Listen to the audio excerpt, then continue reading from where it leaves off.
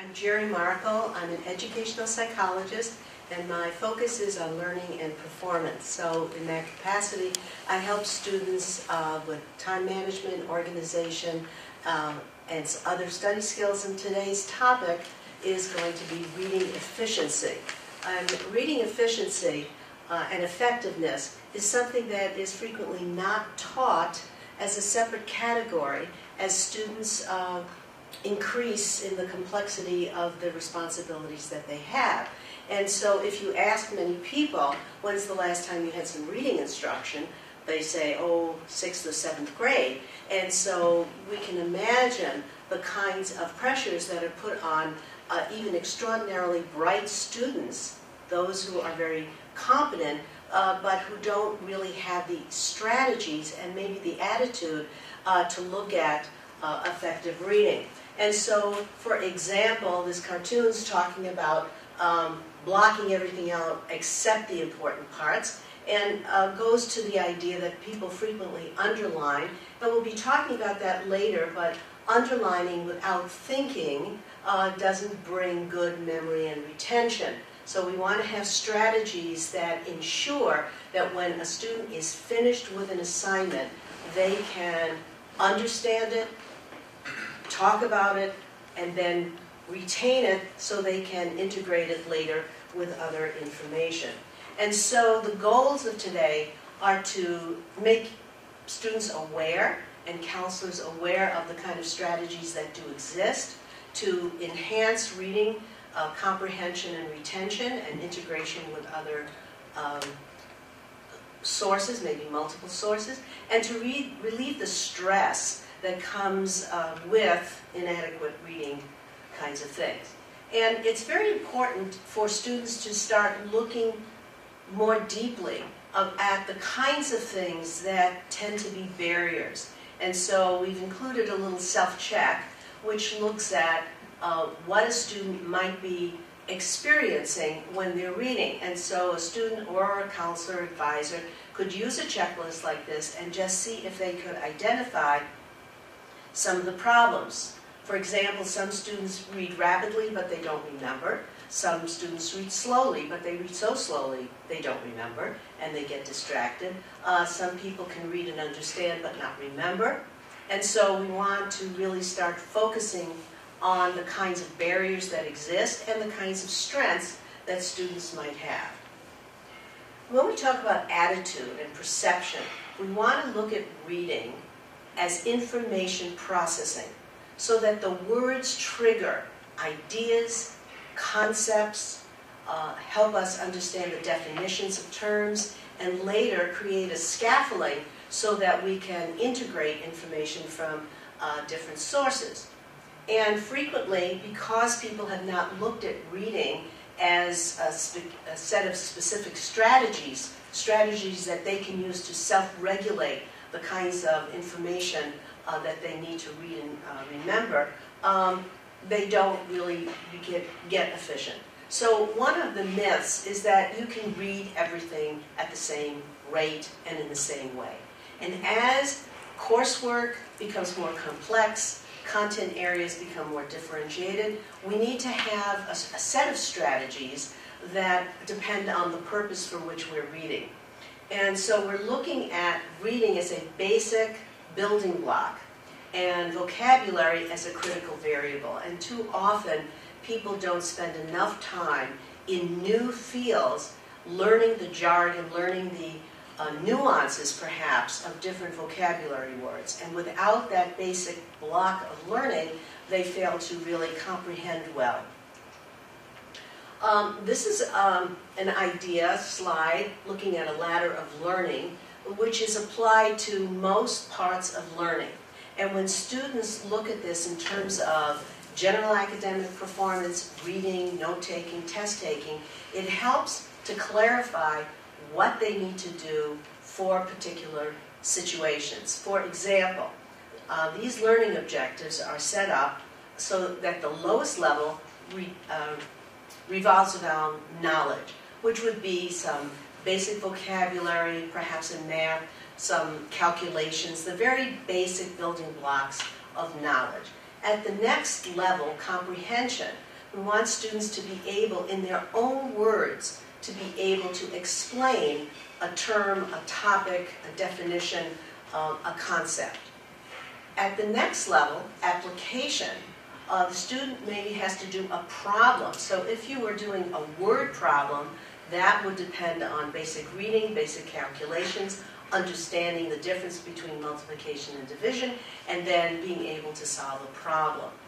When you look at these three levels, we can look at what is necessary when you're reading. Am I reading this first time through for some basic definitions and main ideas, or am I going more in depth and going to the next level? Am I needing to analyze? Am I needing to break down the components? Or the next level, synthesis, if I could say it, synthesis. Am I required to combine a bunch of topics or concepts so I can do relationships? At the top is the more creative, evaluative type of thinking in which you might do a critical analysis or create your own design. So when students are looking at assignments, they might want to look at a chart like this and decide, am I reading this, perhaps for the first time, to get some main ideas and vocabulary? Once I do that, can I describe things in my own words? And then how am I going to apply this to the basic problems and principles that I have to do for assignments or projects?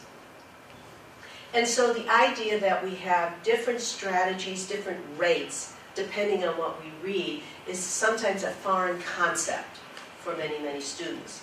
So if, for example, you were reading poetry or trying to get through something you didn't know anything about, you might slow down because you were looking at particular critical keywords, vocabulary, trying to piece together what the main ideas were. If you're sort of familiar with something, you might be moving through the material a little bit more quickly. If you were reading a James Bond book or some kind of novel where you knew the characters, understood the style, then you would ratchet it up a little bit more quickly, perhaps if the book is boring, skipping over some boring parts, and then over 350 words a minute where you're rapidly locating information. Your eyes don't move probably more quickly than 600 words a minute from the old studies that we did in rate of eye movement. And you might be doing that when you're looking at a glossary, an index, a table of contents, a telephone book, a series of tables where you really know what you're looking for and you're really sort of scanning and you have in your mind an idea of what you're doing. So looking at this and combining it with the levels of learning, students begin to see how they can modulate what they're doing and how they're doing it. Another kind of thing that helps students is to begin analyzing what a text is like. Is this a text that's probably just listing terms and it's really quite scientific or specific? Is it a text that's describing a concept or a topic and it has lots of increasingly detailed information? Is it a passage or a chapter that's doing contrast or pro-con? Is it looking at cause and effect? Is it looking at sequence? Frequently, when you ask students, how do you read something, they say, oh, well, I open the book and I start to read. They don't do anything to look at what kind of text it is and then adjust the kind of strategy they might use. Sometimes students begin to do this spontaneously, but depending on one's personality and style, you might be used to reading everything, learning everything, being able to memorize everything in a book, but not really being able to integrate it.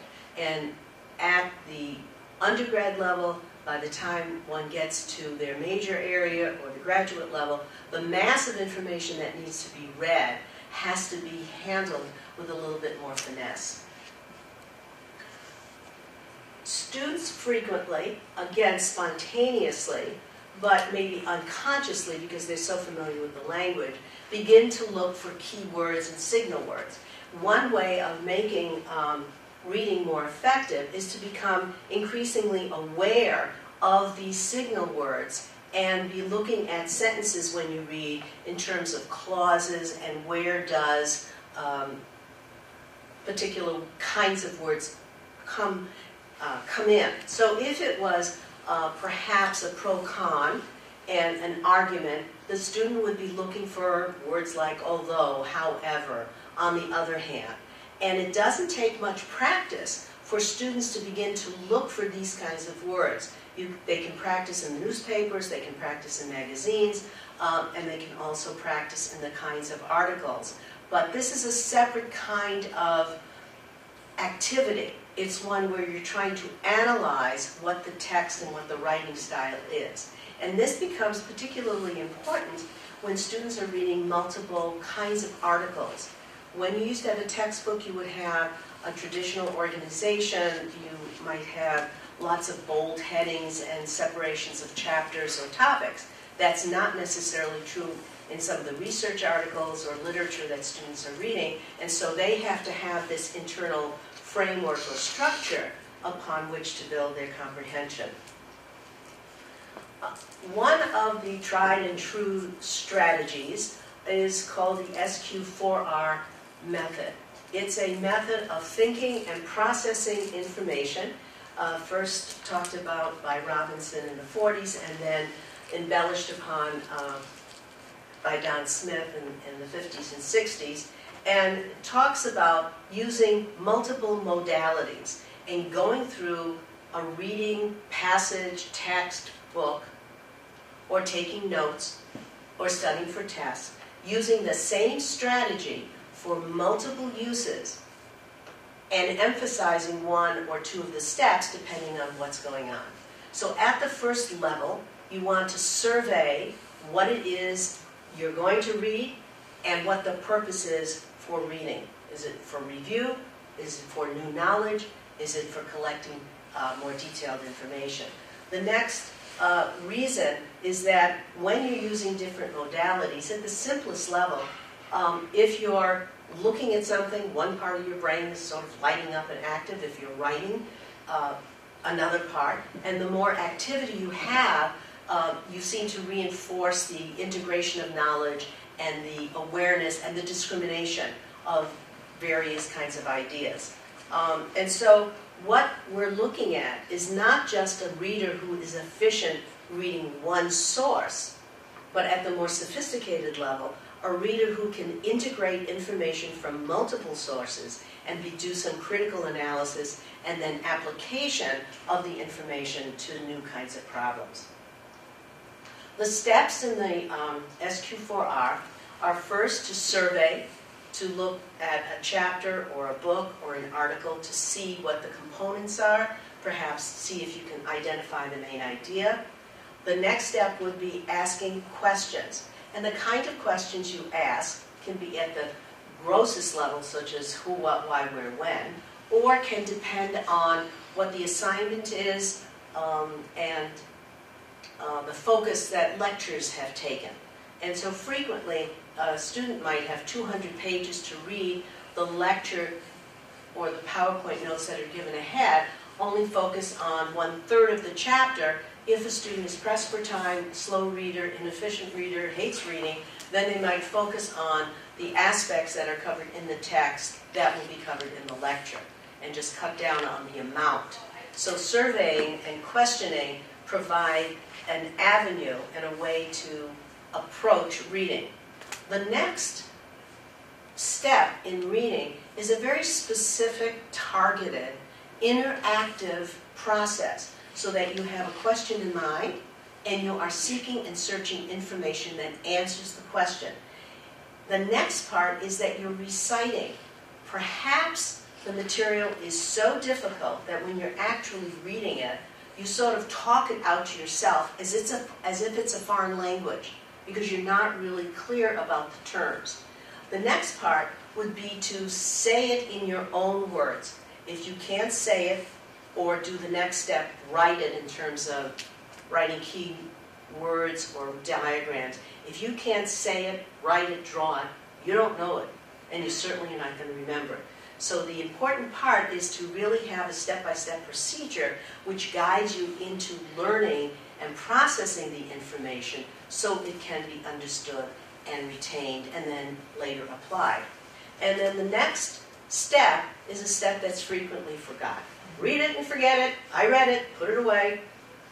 But the idea that you're working in short-term or working memory when you're actually reading something and perhaps writing it means that when you put it away after an hour or a day, you take out a blank piece of paper and see if you can write the notes from memory.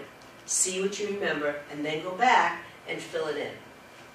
That way you're not just reading and reading, which tends to be boring and not particularly productive. So if we look in depth at what a survey does, it's sometimes looked at as a waste of time. I don't have time. I just got to get into it. I just got to get into it. Well, what happens is you're really going over it. You're really not understanding it. And the survey ensures that you really understand what the whole picture is.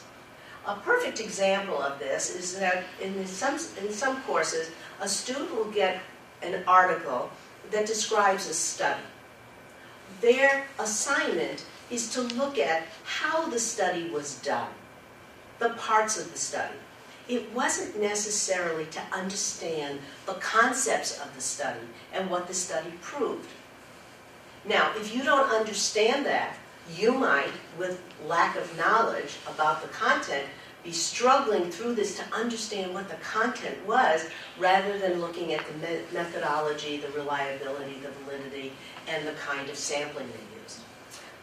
And so another thing that the survey does is help a student identify the useful reading aids that might be attached to a textbook or a particular resource. And too frequently, especially naive students, maybe students who are great listeners, who didn't really have to do too much reading to get the good grades, forget to look at these illustrations and pictures and graphs and diagrams. And for many people, especially those who are visual learners and don't like reading or don't want to take the time, they can benefit greatly in a survey by knowing what pictures are there, because usually pictures, illustrations reflect the main points of a chapter or an article.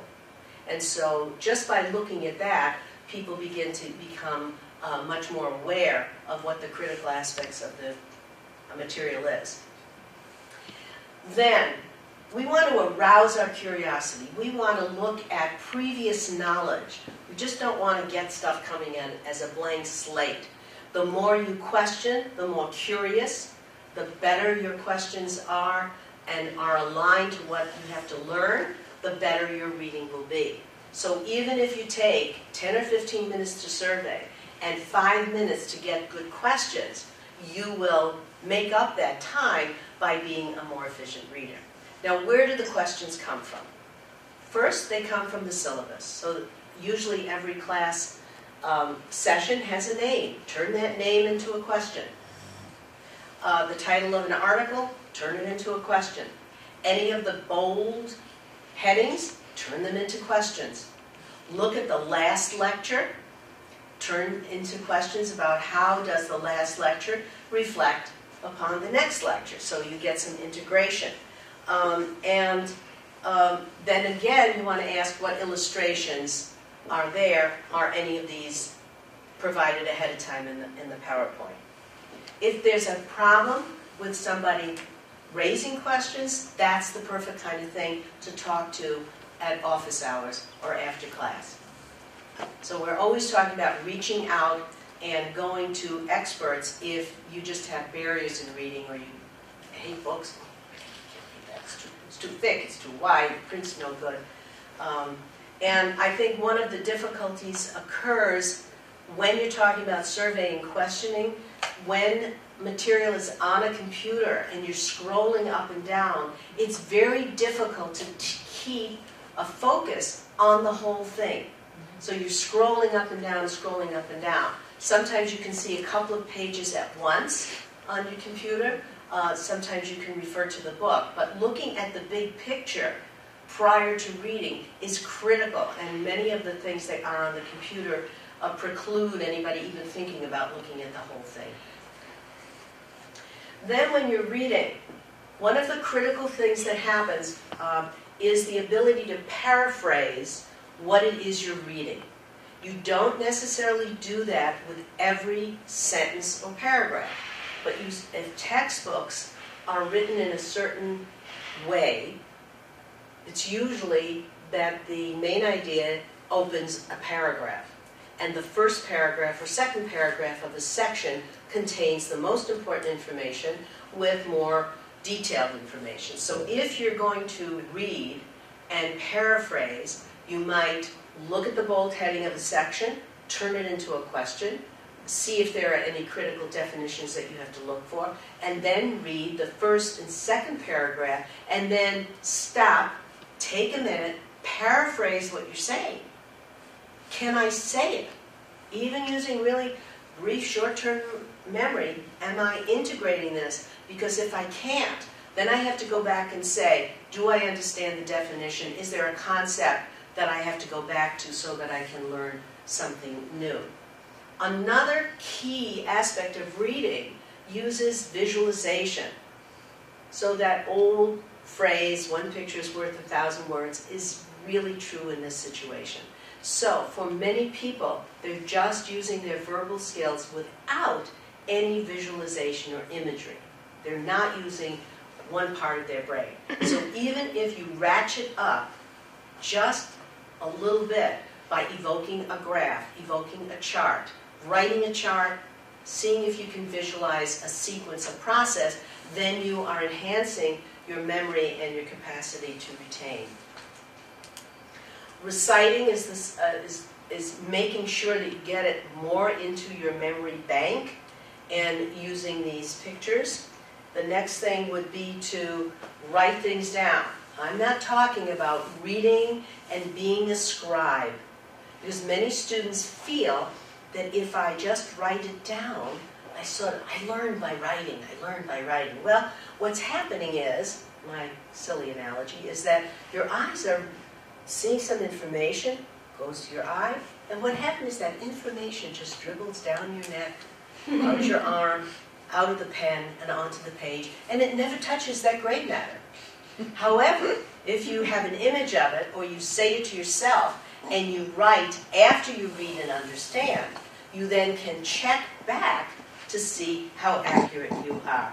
So it's okay to write notes, it's okay to outline, it's okay to highlight or underline, but you only do it after you have said it to yourself in your own words. If it's important enough to underline, it's important enough to say to yourself.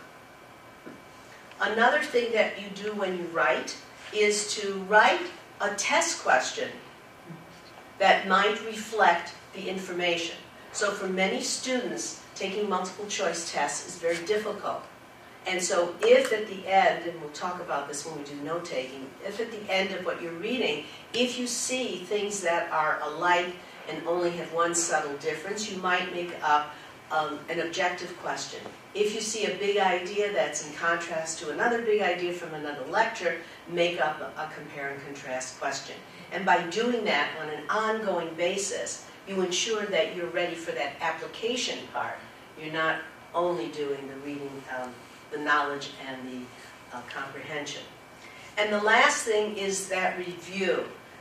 Now we know that for many, many decades, students have been told, review your notes.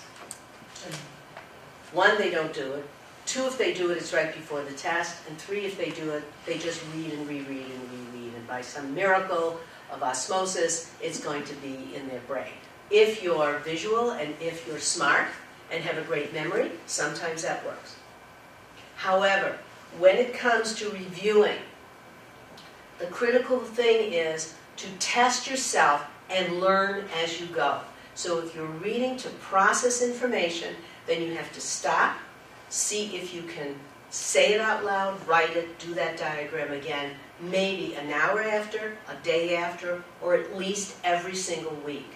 So if you're going to read and learn and understand and retain and then integrate and apply, it means that you have to do periodic review. reviewing notes or reviewing the reading, preferably doing some previewing before a lecture, and then after the lecture, seeing if you can read and review the lecture, and then doing it, making test questions and seeing if you can write it from memory. For many students, there's a need for learning technical vocabulary. And again, it's really advisable to use a multimodal approach.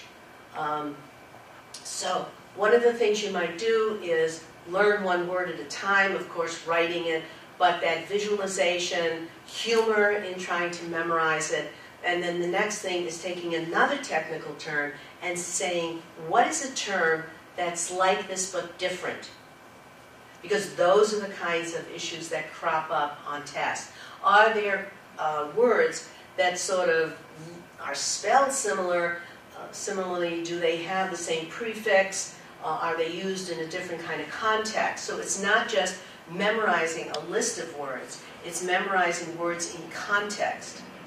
If students were studying for the GRE or learning particular vocabulary in the humanities or other fields, what you want to do is you want to learn one word and then identify a number of synonyms for that word, so you begin to get shades of meaning, and then get 2 or 3 words that are antonyms.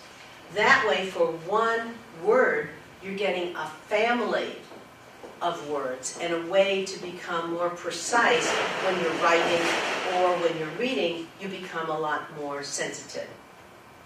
And then, of course, quizzing yourself. Learning the correct spelling, how boring. Wish we didn't have to do it. But the more technical and the more complex the vocabulary, the more important the spelling is. And especially in PowerPoint presentations, so many students have to do projects. Sometimes just spell check isn't enough, as we all know, but often students are rushed, even faculty are rushed, and we get some very embarrassing words that get through the spell check, but don't look very good. And that's especially true in writing. So when you're writing tests, you want to make sure that at least most of the vocabulary is spelled well. Okay, so how do you manage this reading process? We've got some strategies. You want to use SQ4R. You want to visualize. What do you actually do to get yourself revved up, to be efficient when you're reading? One of the things is not to think that a person is going to read for 2 or 3 hours straight some complex text. It's not going to happen, and if it does, for most people, it's usually not efficient. So the critical thing is to set some small goal. Maybe you can read for 20 to 40 minutes.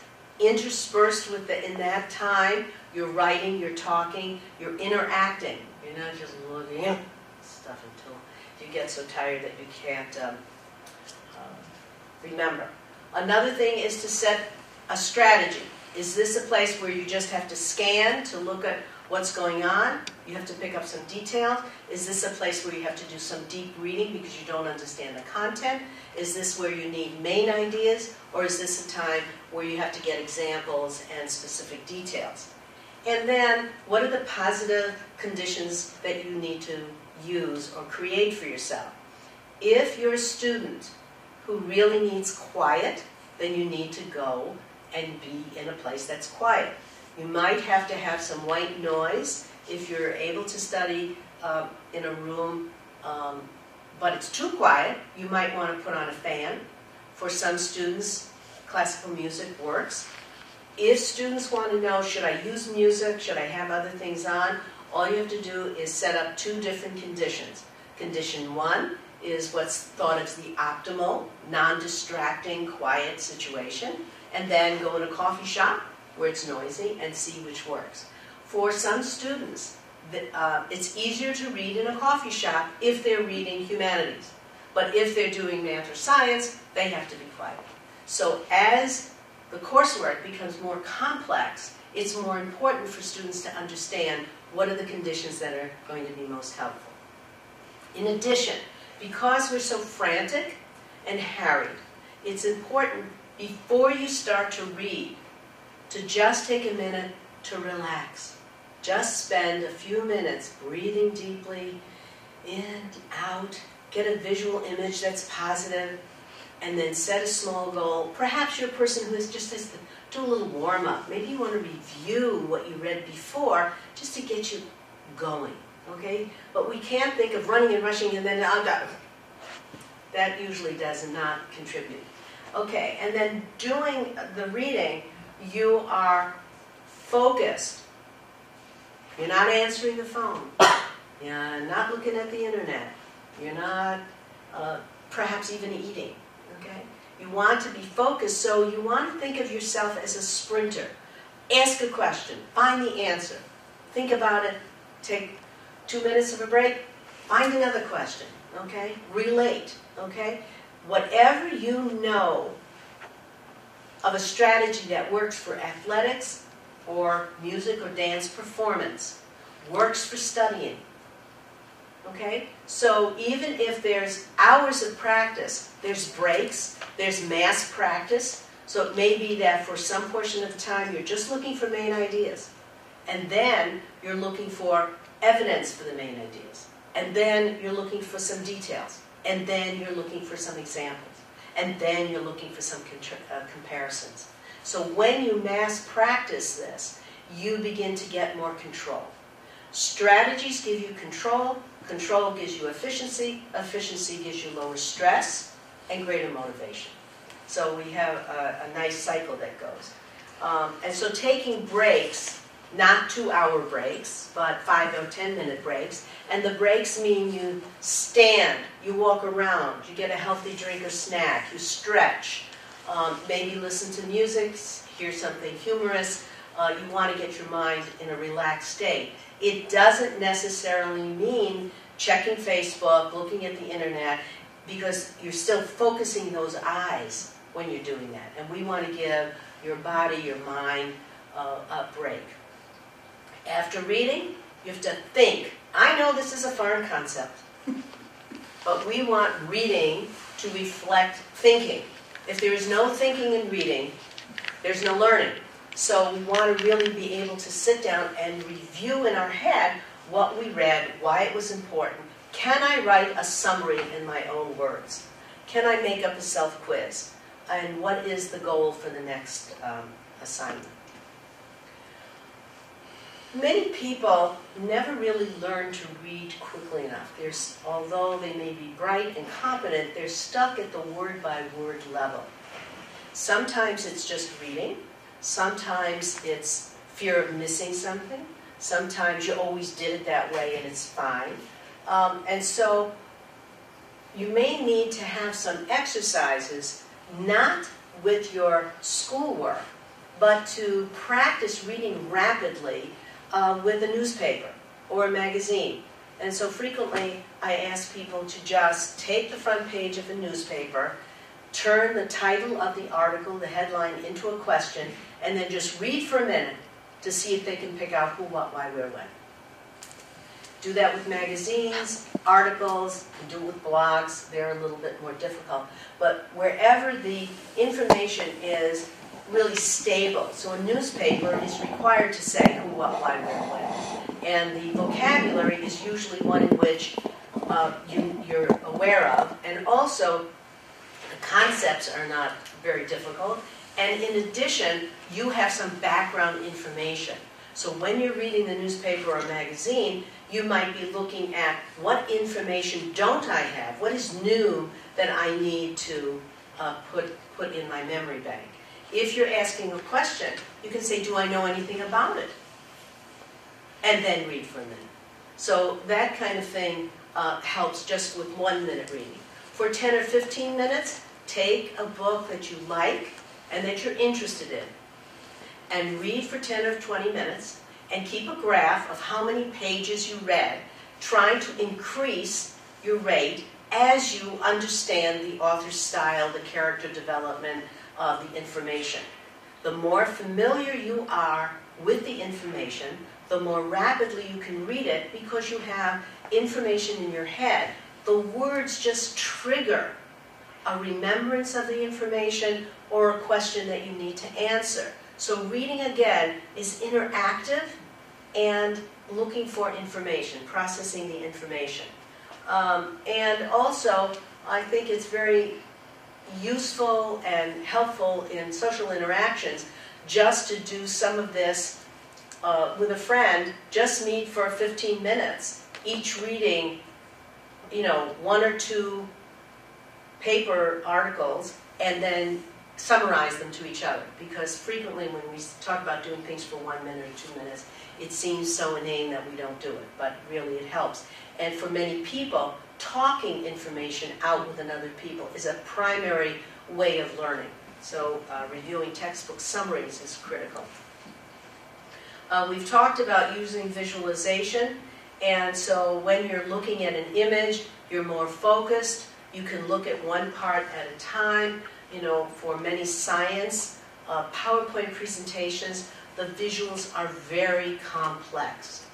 It might be that the person preparing the slide has studied this for 20 years, and this slide is so laden with information that it has to be looked at in sections. So for some visual images, it's necessary to print them out in a large size, perhaps fold them or cut them so you only look at one part at a time, then see if you can make a reproduction of it, compare. So the real learning comes from looking at things and seeing what you know and you don't know.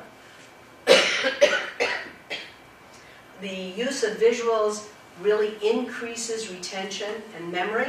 If you're in a test, if you can evoke an image, a flow chart, you can more easily set things down. If you have a blue book, if you have a visual in mind, you can open the blue book, put down what you remember in forms of a chart or some kind of visual, and then refer to it as you're writing your essay questions. Therefore, the visual helps you organize and get more clarity into your answers. So here's just a few simple visuals that can be used to help you with your reading. So if you know you're reading something that has a pro-con argument, you can set these up and just do the bullet points, and it brings a clarity and a purpose to your reading so that you feel more comfortable.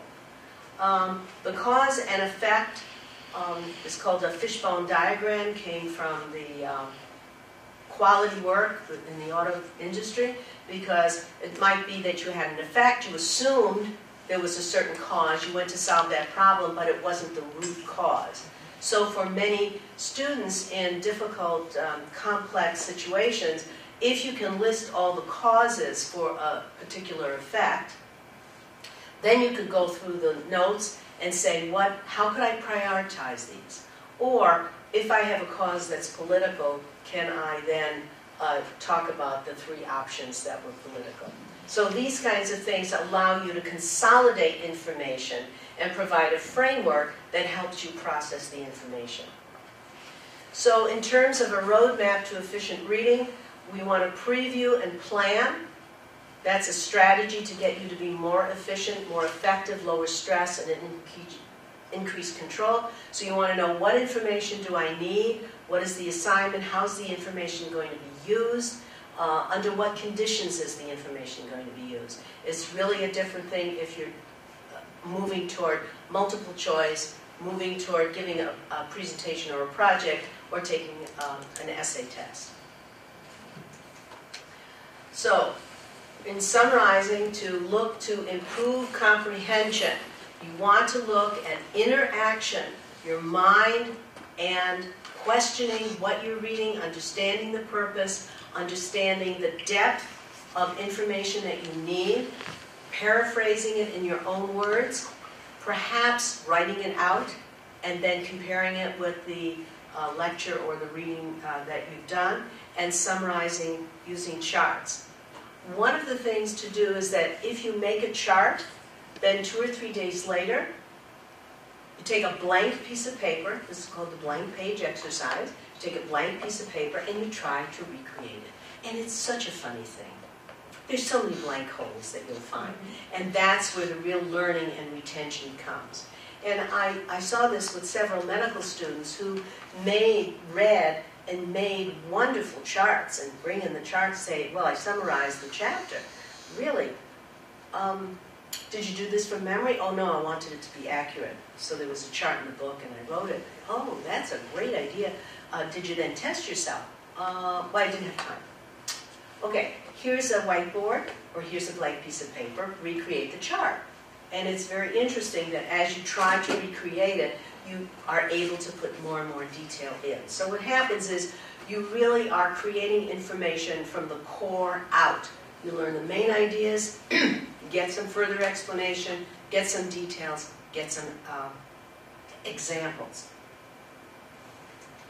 And then to improve retention, again, you're going to summarize, visualize, use charts, talk to other people, write practice questions, and review. So if you're a student who wants to become more efficient, you could identify one goal and practice that one goal. It might be that you want to just practice reading faster other kinds of material because it's too stressful to try and change anything with your coursework. I'm just going to read newspapers and magazines. If you need help with, if you think you have a reading problem, you might want to go to Services for Students with Disabilities. If somebody is looking at your writing and your writing doesn't reflect adequate reading and information processing, you might want to go to Sweetland. So there are many places on campus. If you're very nervous when you read, you seem to be having blockage because of stress or anxiety, depression, or whatever, you might then want to go to CAPS. And so you might decide, I'm just in one course where I tend to be missing the main idea. I'm going to look at the chapters and use SP4R, and I'm just going to use it to survey and preview and write questions so I'm better ready when the lecture comes. That one step might be your avenue to better reading efficiency. So that's it for reading efficiency. I hope this helped you. I have a study tips program. It's called A Study Tip a Day Gets You an A, 365 Secrets of Study Success. It's a free download. Each study tip is 140 characters or less. So look under study tips for iPhone, soon to be for Droids too. And the name of my company is Managing Mind, located on State Street. My email is Geri, G-E-R-I, @managingyourmind.com, and I'm open for questions or concerns. Thank you very much.